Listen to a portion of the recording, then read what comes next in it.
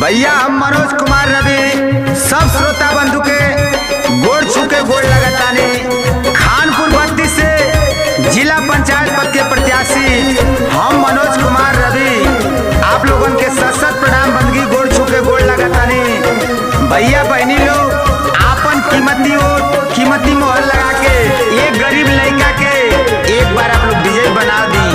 जय हो। घूमी घूमी गाँव गली करी लगो हरवा, घूमी घूमी गाँव गली करी लगो हरवा, बिचारवा बाबूजी करिया, बिचारवा बाबूजी करिया। घूमी घूमी गाँव गली करी लगो हरवा, घूमी घूमी गाँव गली करी लगो हरवा, बिचारवा बाबूजी करिया, बिचारवा बाबूजी करिया। अरे ना धर्म की बात करूंगा ना जात की बात करूंगा, ना धर्म की बात करूंगा ना जात की बात करूंगा, जब भी बात करूंगा तो विकास की बात करूंगा। ए चाचा, ए भैया, ए बहनी लोग, ए बाबू, एक बार आप लोग अपन कीमती वोट दे के मनोज कुमार रवि के विजयी बना दे। रउआ सबके आभार रही। रहने बैराटपुर बड़े गाँव बरलाई, ठकुर मनपुर काजा गई खानपुर जाई, ठकुर मनपुर काजा गई खानपुर जाई।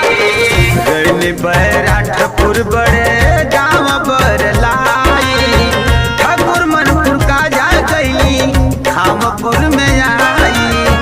सलाहाबाद बेलचवरा घुमली गौवा अक्षरवा, सलाहाबाद बेलचवरा घुमली गौवा अक्षरवा, बिचारवा बाबूजी करिया, बिचारवा माताजी करिया।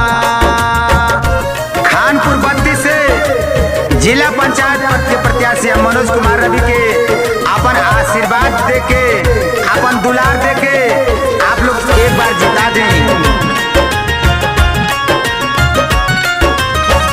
बीबीपुर तेंदुली लुदही कहाँ बाटे दूर हो, पिजड़ा भरू कवा खंड रायपुर मशहूर हो, पिजड़ा भरू कवा खंड रायपुर मशहूर हो।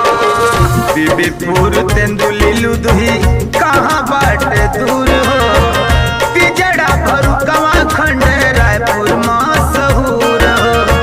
बढ़वना से हरपुर होती गईली बड़ी हरवा, बढ़वना से हरपुर होती गईली बड़ी हरवा, बिचारवा बाबूजी करिया, बिचारवा माता लोग करिया।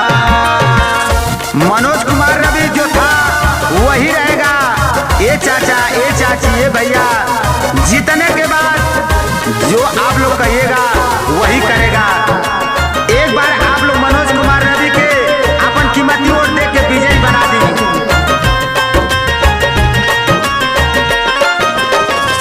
पप्पू मनोज सबसे कर हाथ जोड़िया, फेर दी माता बहिनी दया के नजरिया, फेर दी माता बहिनी दया के नजरिया।